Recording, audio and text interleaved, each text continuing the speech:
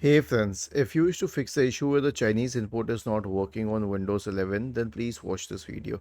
See, in many of these computers, the display language will be set to English. So if that is what you're trying to change, it won't change. Now I'll tell you how to add the Chinese input correctly first of all. Right click on the start button and select settings from the menu.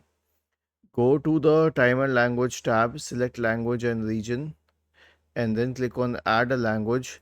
Search for Chinese, but then select the Chinese simplified mainland China language and then click on next and then install it. Now why am I not recommending the other ones? Because see, this is the main Chinese language, and it is very similar to other ones as well, but it will have all the options like the narrator voice, the enhanced speech recognition, everything.